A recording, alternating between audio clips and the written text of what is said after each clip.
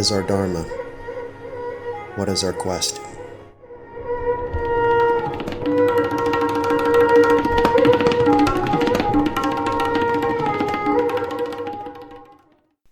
Welcome to Dharma Nights. I'm your host, Matt Murphy, and today we'll be talking about falling in love with the process and how crucial that can be when you want to develop mastery. In my own journey, it's one of the only things that made a crucial difference as to whether or not I got legitimately good at anything that I spent time on. And I guess what I should really do is contrast this with another approach that people take either consciously or unconsciously, which is they'll dive into something with the volume knob all the way up to 10, and they'll be hyper committed. They'll put all their energies into it. And very often when people have this sort of approach, you can see that their frustration ends up being a bit of a sabotage point. So, one of my touchstones for how I explain these concepts is jiu-jitsu, right? Because that's one of my embodied practices.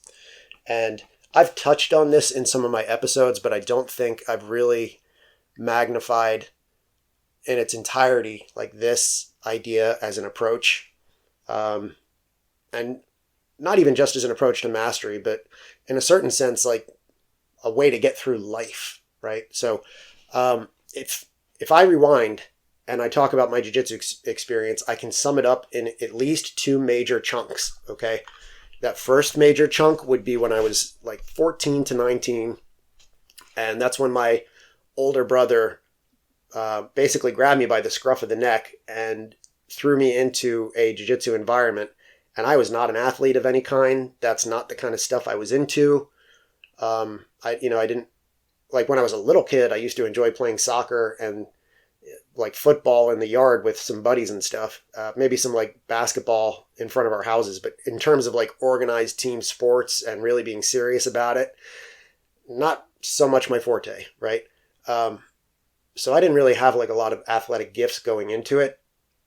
I was more of a nerd. I was more into, like reading fantasy novels and listening to punk music and stuff like that, and drawing comic book characters. Athletic stuff in martial arts was not super in my radar at that moment, right? When I was real little, I used to watch kung fu movies, and I loved them, right? Especially Barry Gordy's The Last Dragon, which is funny because that's very few people's favorite martial arts movie touchstone, but it is mine. Maybe a topic for another podcast, right? But here I was like 14 to 19, not athletically, whatever, gifted, and I was put into this environment where I was basically having to spar with, like I was having to grapple with and wrestle with adults very often who were way stronger than I was physically. And the strangest thing about this phenomenon in jiu-jitsu, which people notice when they hang around it for long enough, is you can get teenagers up to kind of a lethal point in terms of their ability to do this particular martial art on fully grown adults, right? So you'll have some teenagers who have been doing it for many, many years, and they'll get some brand new adult off the street who is maybe even like a big, strong adult. Maybe they lift weights a lot. Maybe they have some other sort of athletic experience.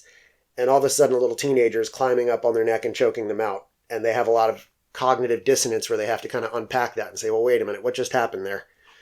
Very often, that's one of the filters that shows who sticks around and who doesn't, right? Like the kind of person that says, well, isn't that interesting how a teenager, like a little scrawny teenager, just climbed up my back like a monkey and made me submit?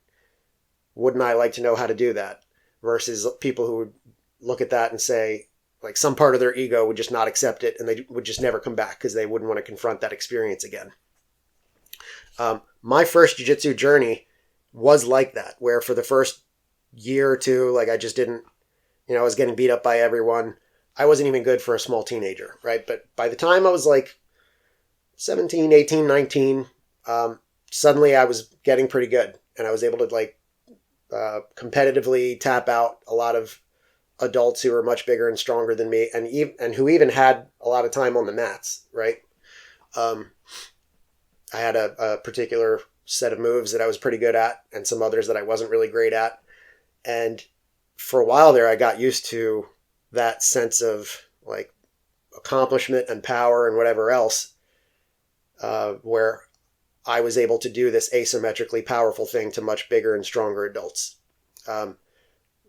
So that's jiu-jitsu journey number one. And it ended right around the time when I started doing school plus full-time job plus some technology side hustles while also being in bands. So I was lucky if I touched a jiu-jitsu mat, let's say once a month, right? Maybe I would meet up with some buddies and play around a little bit, but nothing consistent, right? I forget how long that sort of gap in between lasted. It may have been 5 to 10 years. But suddenly, fast forward to me being an office worker in the technology space, not doing anything of that particular fitness level, right? I've up to that point, I'd always loved jogging. I loved lifting weights. I loved riding my bike. But right around this time, my work had gotten so out of balance that even those things I wasn't really doing a whole lot, right? And all of a sudden I was like, oof, I feel like crap. And my body's starting to assume the shape of an office desk. And that's not a good shape, let me tell you. And many of you have had that experience too, right? But here I was scraping my brain for some sort of compelling fitness experience that I would have social reinforcement and motivation built into it. And it could just be a sort of experience tying lots of benefits into one, right? Where it wasn't just oh, well, I'm going to go lift weights, which has its set of rewards, right? But I was missing so many other parts of my life, or at least they were also out of balance at that point. Social life, fitness, sense of accomplishment, curiosity that had nothing to do with technology, or that couldn't be satisfied by listening to an audiobook or reading a Kindle thing or whatever. And I was it was so funny. I was what could it possibly be? What activity could I possibly do to check off all those boxes? And I felt very sheepish when all of a sudden I was oh yeah, I already did one like this when I was younger, jiu-jitsu, and it was awesome. So I kind of came back to jiu-jitsu when I was mid-20s up till now.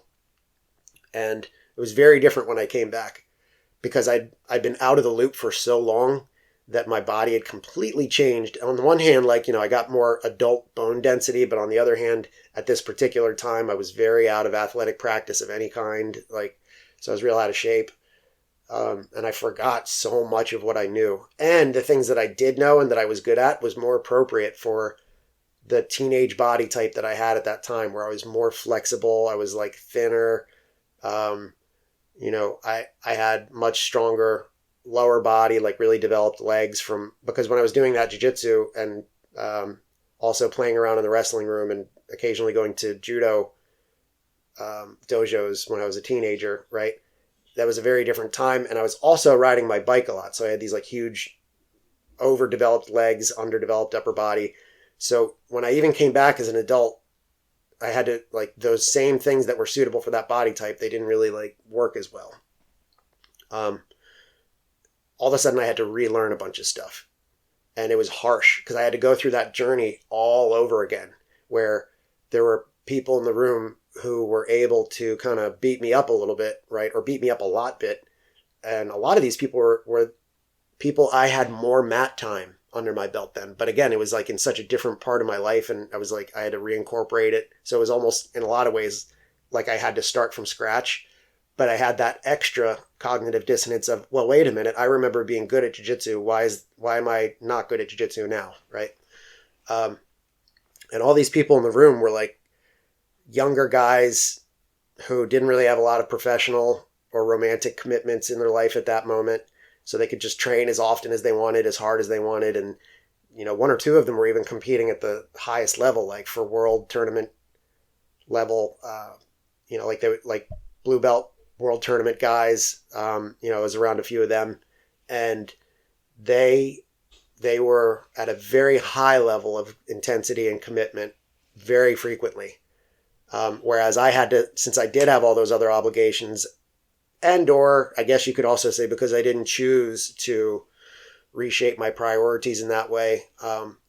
My ability to commit was basically like I had to be consistently mediocre, but I had to be consistent.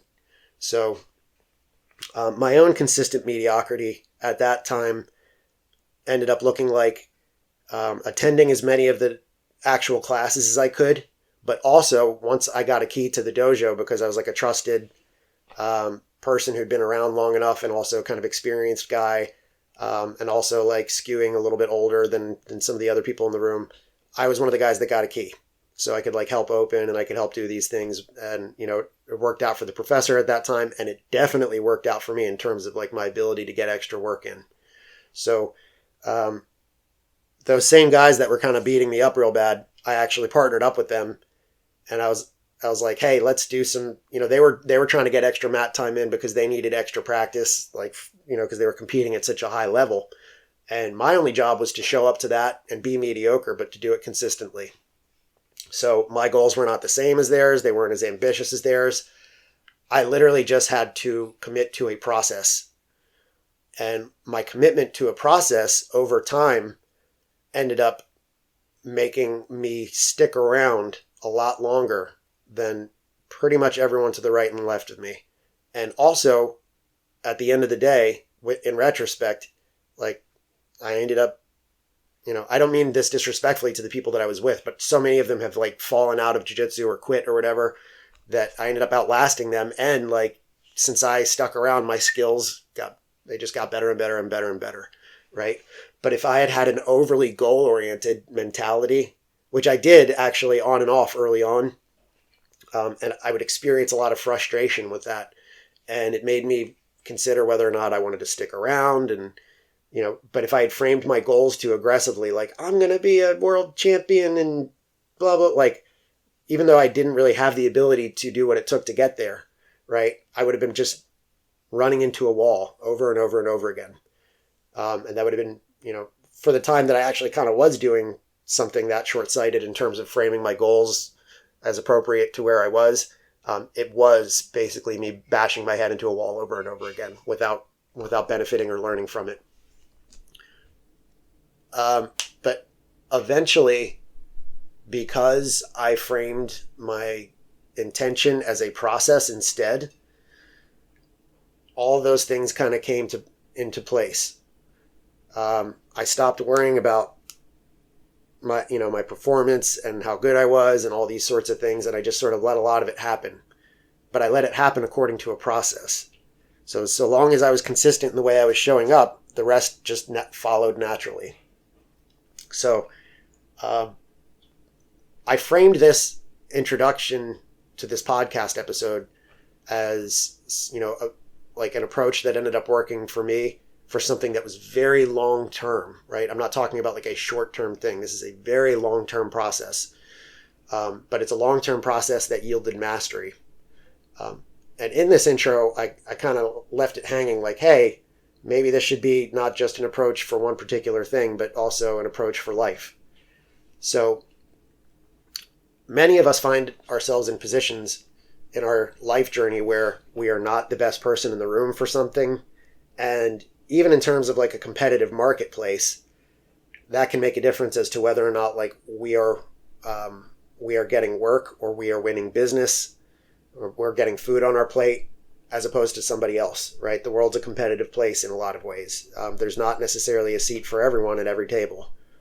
And if you're in moments in your life where that just seems like such a huge barrel to stare down, right? And you're like, God, you know, how am I going to get out of this situation? It's going to take all this effort and that effort, and my skills in these areas are all like behind, and this and that. I guess my suggestion or my offering for meditation would be like, maybe find whatever place you can occupy and commit to a process anyway. Even if you have to make some sort of acceptance, like, okay, well, yes, I'm not going to be solving a particular challenge tomorrow. But I'm probably going to exist either way from now until whenever, right? Like the time is going to pass either way, as my dad would say. And that usually he said that for his justification for why he went through all the additional schooling to become a doctor, right? He was like, well, the time's going to pass either way. And then he would say the same thing later on when he got, like way later in his life, when he got all these other education-related master's degrees so that he could be like a lecturing medical professor, right? He was like, well, the time was going to go by either way, so I just did it. And that can be a pretty profound attitude when it's combined with this commitment to a process where you just sort of embrace whatever mediocrity that you're at in the moment with a knowledge that the long-term yield might be a crucial difference, right? It might make all the difference. So just showing up and being mediocre every day, knowing that the time is going to pass, whether you're doing it or whether you're not, it might make literally all the difference as to whether or not you hang out in a particular space and don't quit, and whether or not those rewards are at the end of the tunnel for you. And those rewards might be, even like my example is jiu-jitsu. Great, doesn't have to be that. It could be yoga. It could be in terms of like economic mobility, right? Like maybe it's your decision. Maybe you're like not performing the best in school, but you're like, okay, well, the time's going to pass by either way, and I just might as well stick it out until I get some sort of like marker of completion. It might be for building some sort of new skill set that makes you more competitive in the marketplace. The time is going to pass by either way. You don't have to be the best today, but if you stick around long enough, you might just find that you're the best tomorrow. But I would also add that this could be something that even someone who has found themselves in a position of mastery, like even they can benefit from rewiring their self or their mindset to accommodate this idea. And one crystal clear example I can give about that is like if you're in a technology field, people in this field will get very specialized in one particular area because the market has a spot for it in that moment. But as many of us know, like certain technologies go out obsolete, and some go obsolete a lot quicker than others.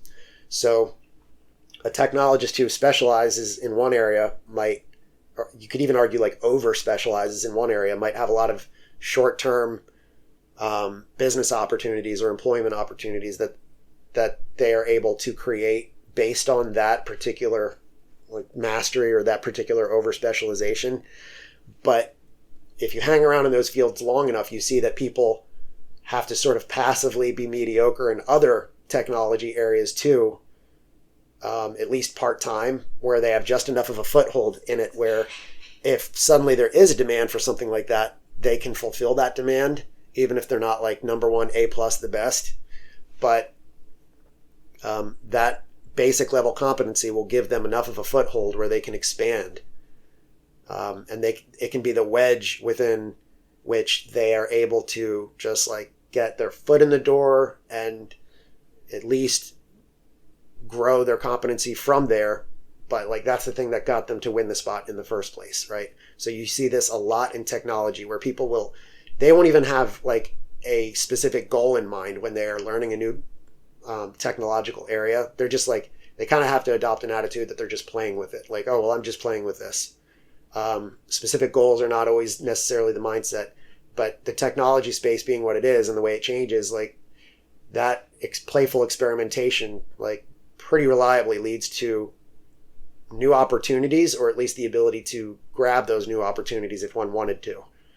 So even people who've ostensibly already mastered a particular area, it behooves them to have this same ability to show up and be mediocre at something else. And it's a profound thing.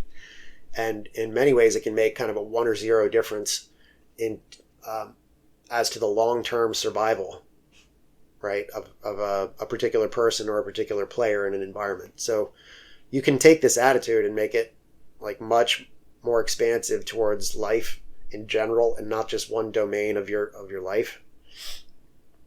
And one of the other curious definitions of mastery that I've encountered, which I deeply appreciate, is that mastery is not always like true mastery might not necessarily be like A+ comprehensive knowledge and competency of one predefined area. Very often mastery is bringing something like an entirely new domain to, like maybe the academic field or the professional field or whatever. Like for example, people being mediocre enough in several different areas, or at least B plus level competency in several different areas. But when they combine them, suddenly they've carved out a new space for mastery that might not have existed before, like creating an entirely new field of study or carving out a unique niche that combines skills that they're otherwise mediocre at. Right. So the cartoonist Dilbert talks about this, how he was definitely not the best artist. He was definitely not the best technologist or like professional person or whatever. He was definitely not the best ABC, whatever. But when he combined all of these basically competent skills into the execution of making a cartoon strip from his particular viewpoint or niche, suddenly he was able to carve out a very unique niche and master it, right? So that's yet another reason to look at this commitment to processes of acceptable mediocrity as sort of a profound thing, because one of the things that ends up happening is they end up colliding into each other in a very organic way within the same person over time, And we can come up with all kinds of other mundane examples as well. Like, let's say that someone in the professional field suddenly has an edge, whatever they're like, maybe they're a technologist, maybe they're a marketer, maybe whatever, but maybe they have this edge because they also spend a lot of time developing like graphic design or illustration skills or videography or something, and they're suddenly able to put together really good presentations that are easy to understand and that are compelling and that are beautiful. They might not have been the best. Like, let's say this hypothetical person went to art school and they were like C or B ranked among their peers or whatever. But when they went to this other domain where they were also C or B ranked with something else, when they combined those skills, they were suddenly able to have a compelling voice in a unique niche that other people weren't able to. So that's yet another reason to have this sort of commitment to mediocrity in a way. And phrasing it this way definitely rubs people the wrong way because it's counterintuitive, right? Like, why would someone possibly commit to being mediocre? But when you have a commitment to processes with an acceptable level of mediocrity, and you know that those levels of competency can grow over time, I would just argue that it's way, way, way better for long-term survival, for the ability to carve out niches and so on and so forth. And even if I bring it back home to my own martial arts example, like there are several times, because I've had so many different pivot points and journeys in my martial arts process, right? Like I mentioned that I had two major phases with their own beginning, middles, and ends, like my teenage years and then when I came back in my 20s. But in that second time when I came back, I had not one, but several different pivots where I had like distinct phases of interest. Like during one part of that, I was really interested in reconnecting with my judo, because I had trained a little bit of wrestling, judo, and jiu-jitsu when I was a teenager all at the same time, just because I happened to be around people who could help me with all that stuff. And like I had access to my high school wrestling room. When I was in my 20s or whatever, kind of towards my late 30s, or late 20s rather, I started picking my judo back up as an area of specialization, which also applied to my jiu-jitsu. And all of a sudden I was able to get people with judo throws really well. I had another little phase where I got really into leg locks. And I stuck around long enough where those leg locks became kind of a specialization of mine. And then I had like another phase where I got really interested in catch wrestling and rediscovering a lot of the stuff that I'd learned in high school wrestling, but applying it to jiu-jitsu. I had yet another one where I got really into wrist locks, and some of these are still going on in the background, right? But each of those were commitments to consistently explore those areas. I didn't have to be the best judo player. Like, if you put me against elite judo players, I wouldn't by no means would I be the best, but I was definitely better than like most of my jiu-jitsu peers at judo. And the same thing for leg locks. If you were to put me up against elite leg lockers, like I might lose those leg lock battles, but I was winning against everyone who was not as good at me at leg locks. And I was able to revert back to my other skill sets, like my, the the game that I built as a teenager and gotten back in touch with as an adult when I kind of reshaped my body and stuff. But the point is I'm able to string those different subdomains together, none of which I'm necessarily the best in the room at, but I achieved high enough like B+ level mastery of those particular sub areas where when I put them together, they suddenly congealed into a unique mastery, right? And a lot of the people that I work with notice that I have these sort of signatures. And the students that I teach, if like a lot of my students go elsewhere and they like wrist lock other students in an open mat, they might say, oh, you must train with Matt. Or if they do like these particular leg locks, they're like, oh, you must train with Matt. And yet in this other group who train judo with me, when they pull off judo throws, they're like, oh, you must be training judo with Matt. And like, I wasn't the best at any of those areas, but I had a long enough period of commitment to showing up and acceptable mediocrity in each of them where they yielded long-term sub-masteries, right? And when I put them together, they definitely combine to form masteries. So I think this is an approach that can really save a lot of people who are struggling in their life because they just keep bashing their head against the wall in terms of like setting goals too aggressively or whatever. I definitely 100% think this can make the 1 or 0 difference as to whether or not people are able to hang out in the long run. Because in your day-to-day life, so many things change.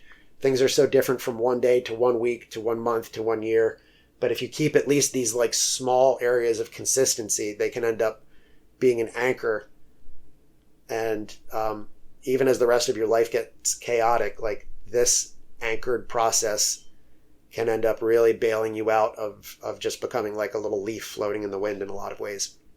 And in my own personal life right now, this is definitely an attitude that I'm trying to get back in touch with and to apply elsewhere in my own personal life so that I can achieve some of these similar results that I did in martial arts domains and elsewhere when I approach things with this philosophy, because I have such a sincere belief that it'll like bring improvement to every other area of my life if I do it. So hopefully this little rumination had some value for you out there. And I invite you to just,